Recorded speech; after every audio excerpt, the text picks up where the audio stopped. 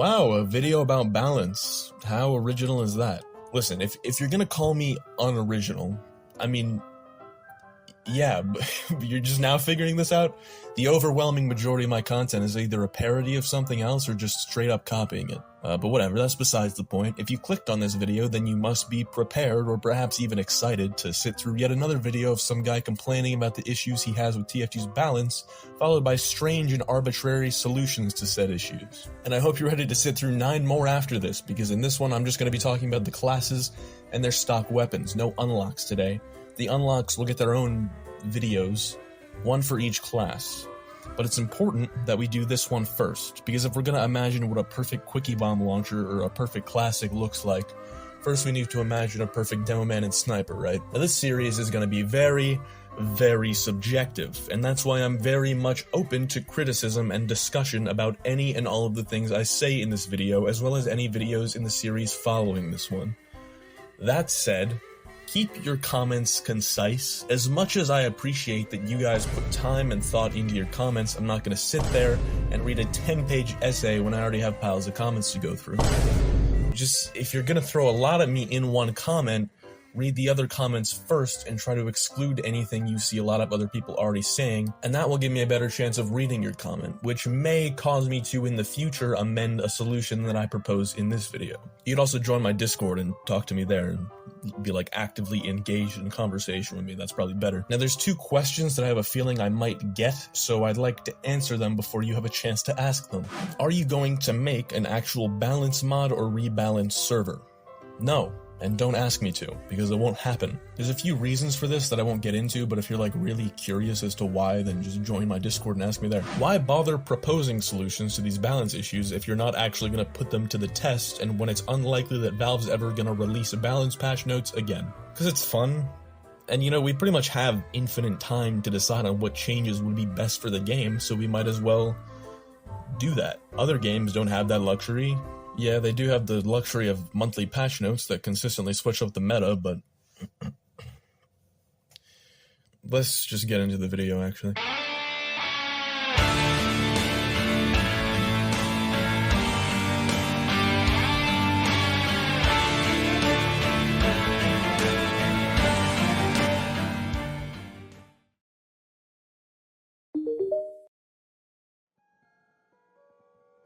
Usually, I would go in order of the classes as they appear on the selection screen, but for a video like this, we're actually going to go from the class least in need of change to the class most in need of change. How are we going to determine something like that? Well, like 3 or 4 months ago... This video is late. Like 3 or 4 months ago, I asked you guys in my Discord and on the community tab to fill out a Google form asking what kind of change you think each individual class needs. From nothing to a minor buff, a significant nerf, a drastic nerf, as well as the options for a major or minor rework, because not everything is always just as simple as buff this character and nerf this character. After taking a look at the results, it's been decided that this will be the order we'll be going in, thanks to you guys who submitted forms. Thank you for that. And I can't say I'm mad at this arrangement at all. I more or less completely agree with it. This is not the only reason I made people fill out a form. I also wanted something to compare my opinions to, as well as perhaps take some inspiration from the optional questions in which I asked exactly how you would change the class. Which, I won't lie, not super helpful, but some of the responses were certainly interesting. What the hell is even that? I had a feeling that the results of this form would be mostly just no change, and I was right about that. I tried to push people a little bit by telling them that I personally think every class could use at least one change, except for one of them, and to embrace their biases. But still, all but one of the classes ended with the most popular opinion being no change. That doesn't mean the pie charts don't tell us anything important, but we'll reference those as we get further into the video. Let's waste no more time and begin, starting with Scout.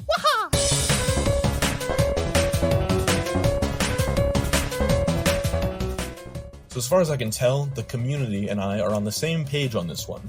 Scout had the highest percentage of people picking no change, and I have to agree with them. Scout is the only class, in my opinion, that I can't really think of anything I would change about them. I did look through the written responses to see if maybe someone thought of a minor quality of life tweak or something that slipped my mind, but didn't really get anything that made sense. People said things like, make him faster. Why? Increase max health. Why? Make him slower. Why? Decrease max health. Why? Buff the winger. True. Some people also said that the scattergun should deal less damage, but I don't really see why that's necessary. Scout doesn't have a lot of health in the first place, so he kind of needs the high damage output. And it's not particularly forgiving either, you know? You have to aim, and if you miss, you can be punished, unlike other classes that require you to aim. The first step in making a balance change is identifying a problem, and I failed to see any real problems with Scout and his stock weapons. I racked my brain for literally anything at all that would be a good change.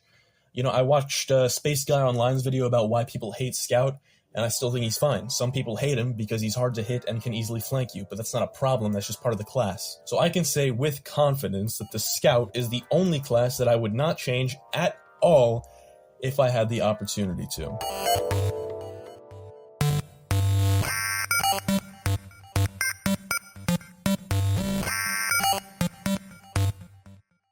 This is going to be a quick one. If it weren't for how unnecessarily severe the knockback of sentry guns is, I would have had nothing to say and I would have left Engineer the way he is, just like I did for Scout. But like, come on, this is ridiculous. Aside from mini sentries, every level of sentry gun deals a bit more knockback than I think it should. It's incredibly annoying to deal with when trying to make an uber push. Seriously, sometimes it can feel like you're trying to go up the wrong escalator. It's just, that's all. I think NG's fine besides that. All the responses I got either said that he doesn't need any changes or to nerf the Wrangler, which isn't what I was fucking asking. But yeah, that's my only balance change for Engineer. If you disagree, you're wrong. If there's any hill I'm gonna choose to die on, it's this one.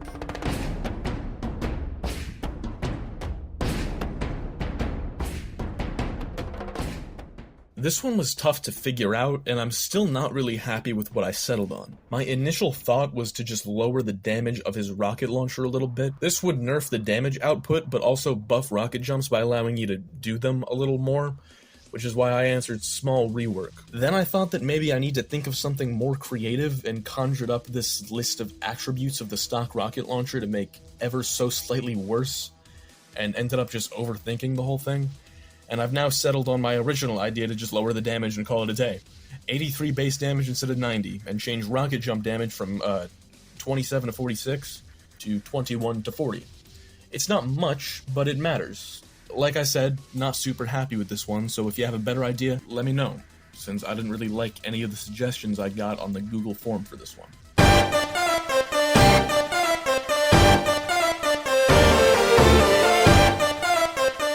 The Demoman is one of the more subtly hated on classes of TF2, which is why I was surprised, but also not really surprised at all, to see that a decent portion of people would like him nerfed. And once again, I agree. I also picked minor nerf. Specifically, a nerf to the sticky bomb launcher. I mean, come on. It has 8 high damage bombs in one clip.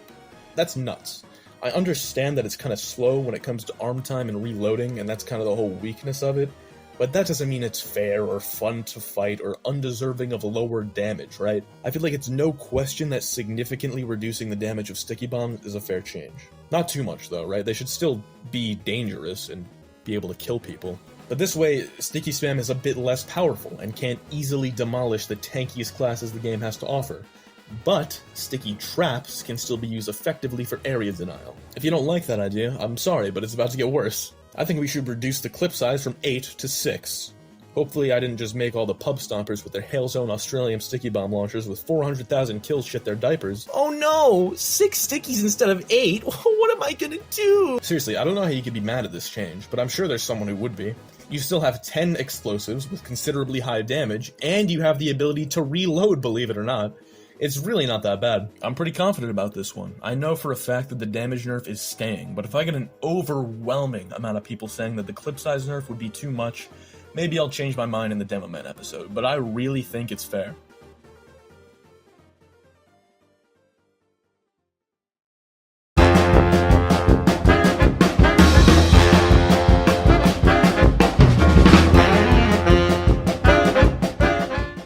Now, I know that I said the unlocks would get their own episodes, one for each class, but I have to talk about one of them here, because the Crusader's Crossbow exists. And that's part of the reason why Medic Stock Primary, the syringe gun, sucks. It's not the only reason, it's also just a bad weapon. Now what are we going to do about this? Do we buff the syringe gun and bring it up to the same level as the Crusader's crossbow? Or do we nerf the Crusader's crossbow and bring it down to be on the level of all the other syringe guns? Why don't we just do both, stupid fucking idiot? A decent portion of people said they would give the medic a minor buff. And from looking at the written responses, it seems like a majority of that decent portion were referring to the syringe gun. Using the syringe gun has a similar feeling to using the Thompson. It's very, very difficult to consistently hit people, and even when you do manage to hit them, the damage is negligible. Which, you know, it makes sense for medic. I understand that he's not supposed to be great at defending himself. He's a medic. He's pretty much exclusively there for his support, which is why so many people use the Crusader's crossbow. It has a support utility. You can heal teammates. So I'm just thinking we make the syringes travel a teensy tiny bit faster with a much less punishing arc.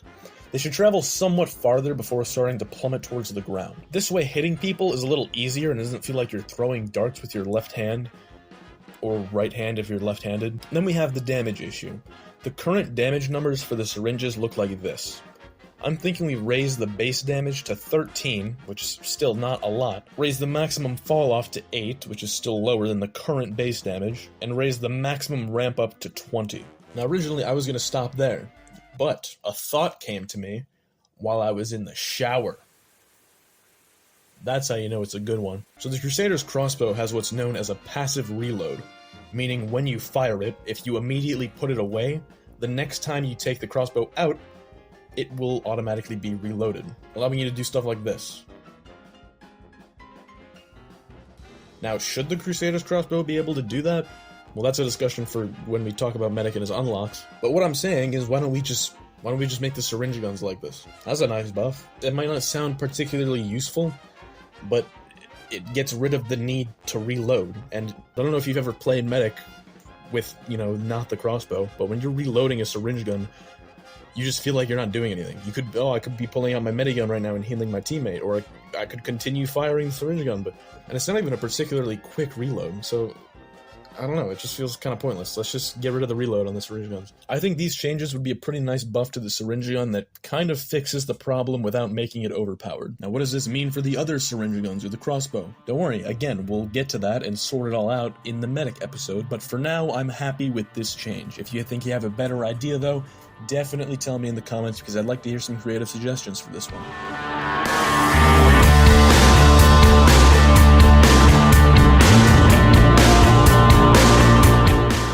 Okay, this is where things get difficult. I'm gonna go ahead and say right now, the next 4 classes were not easy to figure out, and I'm still not super confident about most of them. So if you like my ideas, great. If you don't, give me better ones if you can. First of all, I didn't realize how many people think Heavy needs a buff. Like, I get he's not the best class, but he's not horrible either. Far from it. With the way Heavy is, it would be very easy to accidentally make him overpowered, which is probably why most of the people said to buff him chose minor buff rather than significant or drastic buff. However, I think a straight up buff to the Heavy isn't the way to go, which is why I picked major rework. Although maybe it's not that major, depends on who you ask, I guess. It's certainly going to be controversial, I can tell you that, but just hear me out. Now, the problem with Heavy, in my opinion at least, is that he's just not very fun to play as or against. He can be, don't get me wrong, but generally he's one of the least fun classes to play and also pretty boring to fight. Well, why is this? Well, he has so much goddamn health that it can just feel like you're shooting at a brick wall sometimes. And he's so goddamn slow, it can feel like you're, I don't know, fat. So why don't we just make him a little faster? Apparently he's only 3% slower than the soldier.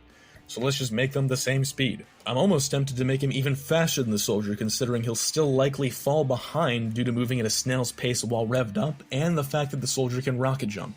Keep that in mind, but for now I'm happy with 80%. So that should make him at least 3% more fun to play, right? That's how that works. Let's also increase his speed while revved up by 3%. Now he's like 6% more fun to play. And my solution for making him a little more fun to play against is something people probably aren't gonna like. Reduce max health from 300 to 275. Now, it might not sound like a good fix to the problem at first, but take this into consideration. This won't make him, like, die instantly or anything, but it'll make him at least noticeably easier to kill, as classes like Soldier, Pyro, and maybe Scout but won't really affect his interactions with classes that already have a pretty good chance of killing him, like Demoman, Sniper, and Spy. I don't know, I just don't feel right making him faster without also nerfing his health. This is definitely the change I'm least confident in, so if you have a more creative suggestion for a way to solve the problem I'm looking to fix, or if you think there's a completely separate problem that I didn't even really acknowledge or recognize, comment about it, please. This one is probably the most arbitrary out of everything.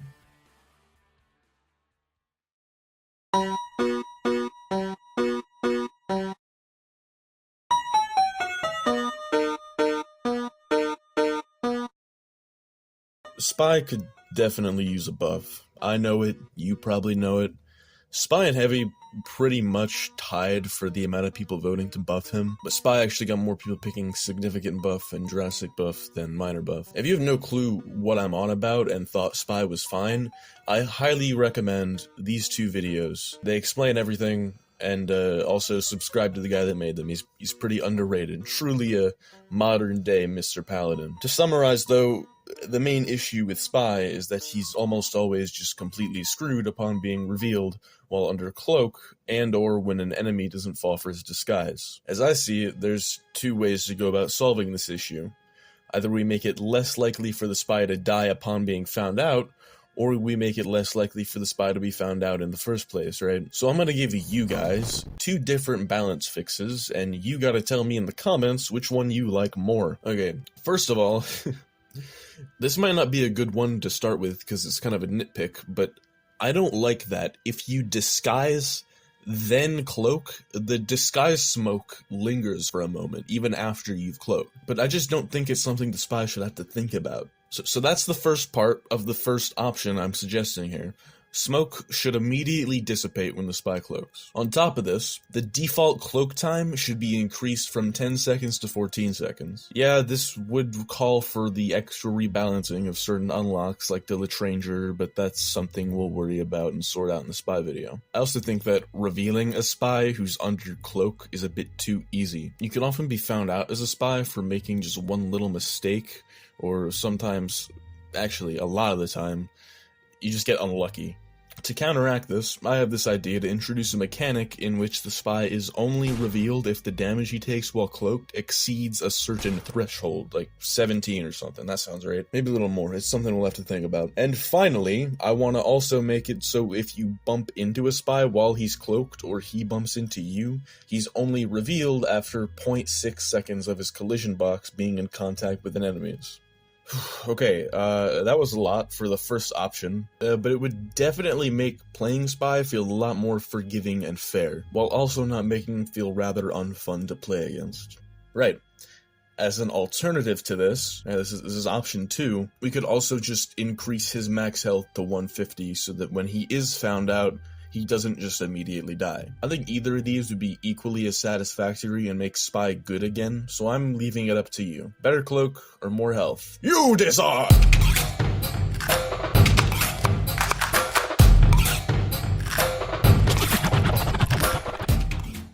You probably haven't seen it, but I've expressed my disdain for Pyro in the past in a previous video. I will say, I hate him less now, but my soldier man bias remains. And he used to main Spy back in the day, so that may have something to do with it too. Regardless, it's clear that I'm not the only one who has problems with Pyro. While the most common answer was still no change, it should be noted that this chart is much more colorful than most. But it looks like just about half of everyone thinks Pyro should remain the way he is or get some sort of buff, while the other half of everyone thinks he should be nerfed or reworked in some way. So what's the big deal? Why do so many people think Pyro needs changing? You might be thinking WM1, fire, you know, the pyro aspect of the pyro, and that is probably the reasoning for a decent percentage of the people who submitted forms, but it's not what I'm focused on. It's only valuable at very close range, and it's far from the highest damage output you can achieve in this game. What I'm focused on is this, and also this. So let's tackle each one at a time, starting with this. This is the Air Blast hitbox, and I don't know if it's just me, but I find it to be fucking huge. Problematically huge. Anything inside this massive box gets hit with a fat air blast if the Pyro presses mass 2. And the thing is, I'm not exactly sure what to do about this. Like, make it smaller, right, obviously, but by how much? I guess somewhere around the range of 15 to 35% smaller? For now, I guess 20 is okay, but there's also just a plethora of things you could do with the shape of the hitbox, considering this is what the old one looked like before Jungle Inferno. And I won't lie, I'm not too fond of this one either. It's something I'll think about going forward and something I'll have to settle on before we get to the Pyro episode, but yeah, for now I'll just say 20% smaller and move it forward a teensy tiny bit. Then we got this, the Air Blast cooldown. I find Air Blast to be much too spammable. Now, I don't think we should increase the Air Blast cooldown at all, don't worry. If you look at the Dragon's Fury, yeah, it certainly makes pulling off a reflect much more satisfying, but it's not very practical or very good. Instead, I'd like to introduce a system of charges, kinda like what the Thermal Thruster has, but instead of 2 charges that take 15 seconds each to recharge, it would have 5 charges that take 3.5 seconds each, with the added penalty that if you ever run out of charges, you have to wait until all of them are fully restored before you can use any of them again. Doesn't this give the Pyro a little too much to focus on? Well, yeah, to compensate for that, Air Blast should cost much less ammo, like 10, maybe even none at all. Now, the only reason I can see you'd be mad at a change like this is if you're the kind of Pyro that plays like this. Ow! Ow! Damn it! Ah! Which I don't think is a way Pyro should be able to be played, but if I'm missing something, let me know. Final Pyro problem is a minor nitpick, afterburn damage. It used to be 3 per tick, Jungle Inferno made it 4 per tick. Bad change, revert it. That's all. Boy, that was fun. But, now comes the really fun part.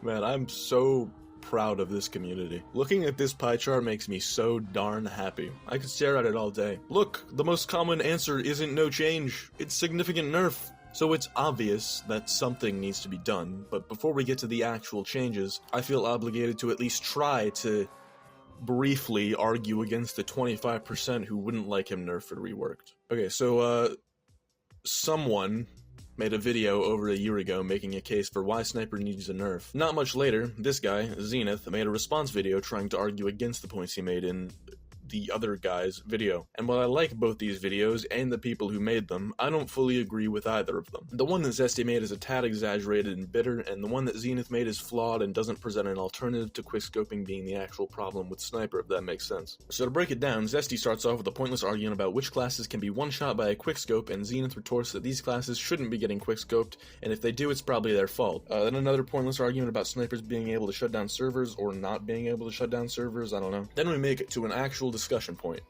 Zesty Jesus is very adamant in pointing out that the same amount of time it takes a sniper to scope in and headshot someone is the same amount of time it takes a human to blink their eye, 0.2 seconds. But like, realistically, a quickscope headshot is going to be more like 0.34 or 0.4 seconds because a sniper who's actually playing the game isn't going to be constantly trying to break their personal best for quickest quickscope.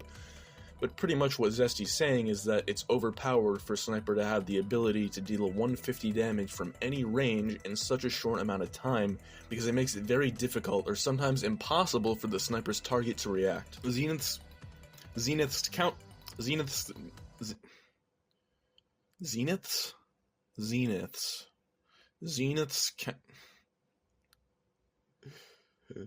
a counter to this. And that counter is that the sniper has to react too, which is true, but I would argue that this situation favors the sniper much more often than not. Because when the sniper scopes, all he has to do is click on head. Which, yeah, that requires skill, which is another discussion point that'll come up here in a moment, but all he has to do is click on head. The sniper's target, once they realized, oh shit, I'm about to get domed, they have to move their player model out of the line of sight of the sniper, which takes significantly more time than clicking on a head, right? I'm trying to be as objective as possible, so if I'm missing something, please let me know. Then Zenith makes the point that Sniper is far from the highest damage dealer in the game, which is true, but also says that complaining about something that can kill you in less than a second in TF2 is dumb, and shows a bunch of clips of him dying to things that you can't really compare to the Sniper, because they're not hit scan. You've got a soldier firing a projectile, you've got a Demoman that charges at you, you've got a Demoman that you walk into, a sentry which doesn't have infinite range, just a bubble of influence, and you've got a scout, which is probably the best comparison, but still not a good one, because the scout has to get up close to you where you can fight back, whereas the sniper shouldn't get up close to you, because then you can fight back. But, holy shit, this is gonna take forever. Okay, speedrun. Zenith then shits on Pyro a little bit, which is based as fuck, tries to demonstrate Sniper not being overpowered via MGE, disregarding the fact that Sniper having a team and or sentry to sit behind is what makes him often near invincible. Okay, then Zesty suggests a nerf of increasing this 0.2 second headshot delay to something like 0.8 seconds, which Zenith immediately writes off as a bad idea, but actually attempts to demonstrate why. Most people probably would have just said, no, I don't like that, and then fucked off. So yeah, props to you, Zeni. Can I call you that? Are we close enough for me to call you Zeni? What he and his friend did was set up a script that automatically fired their sniper rifles about 0.8 seconds after scoping in. At least that's the impression I got. If it was set up so that you couldn't fire after 0.8 seconds rather than automatically firing, please let me know, I could be wrong. So yeah, they do that, and it doesn't go that well, but I don't think it actually demonstrates anything. Obviously playing with a script that automatically fires for you at a time frame you're not accustomed to is gonna feel horrible, because you're not exactly sure when you're firing the shot. But even then, once they kinda get used to it, they start getting killed and it seems fine. Yeah, I could not imagine waiting half a fucking second to hit a button. Why not? It's half a second. I thought you were human and needed that time to react. Kind of a contradiction, but take that as you will. Anyway, Zesty suggests this change to make Sniper vs. Sniper more interesting and not entirely reliant on second scoping. And Zenith says it's not entirely reliant on second scoping, which I agree with. It's not, but that doesn't mean increasing the headshot delay from 0.2 seconds to 0.65 seconds is a bad idea, because it prevents instances like this from happening. Oh shit, sniper! So let's do that. That's the first change. And I think I'm done breaking down these videos now. Next, I'm just gonna address the other main issue with Sniper, which is something that we've already touched on a little bit, suggest a balance change to fix that, and close out with a quick counter argument to those who say Sniper takes skill, therefore he's balanced. Gonna go speedrun mode again. Due to the nature of Sniper, his most effective range is really far away from the enemy, while every other class in the game is most effective at medium to close range. This means that if you're in a combat interaction against any class that isn't Sniper and you're not hitting your shots, or the enemy is hitting their shots better than you, you're gonna lose the fight and die, or sometimes just be forced to run away if you can. But a combat interaction against a Sniper involves the Sniper sitting far away from you and taking shots at your head. If the Sniper is missing his shots, it doesn't matter because you can't immediately retaliate due to the Sniper not being in your effective range. In certain situations where the Sniper misses multiple shots in a row, isn't sitting next to a sentry, and doesn't have multiple teammates standing between you and him, you can sometimes close the distance and punish him, but just about all of those conditions have to be in place for that to happen. Either that, or you sacrifice your life with whatever mobility options you have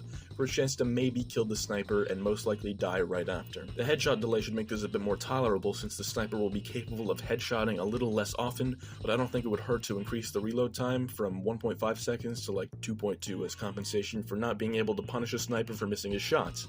He's instead punished by the longer reload time. That's fair, right? Okay, this last one might be overkill, but I know there's a lot of people who want this. A slightly visible line that lingers after firing a shot like the one the Classic has. Kinda reluctant to pile it on, so it may not be my final decision, but I'll leave it for now. Alright, now finally I'm gonna hopefully speed through the argument of Sniper is fair because he's hard to play. There is some truth to this argument. If Sniper was easy and everyone had some form of controller aim assist or something, the class would be much more unbalanced. But you should not be able to do stuff like this just because it's really hard to pull off. That's my opinion. Like, let's say you hit some crazy cross-map Nissel montage air shot as Soldier. Do you get rewarded for being good enough to hit that? Well, no, you deal like 35 damage because fall-off exists. Should you be rewarded with an insta-kill for being good enough to do that? No, that's dumb and inconsistent with how the game works. That's all I have to say. That's Sniper. I rest my case. Well, I guess we're done then, right?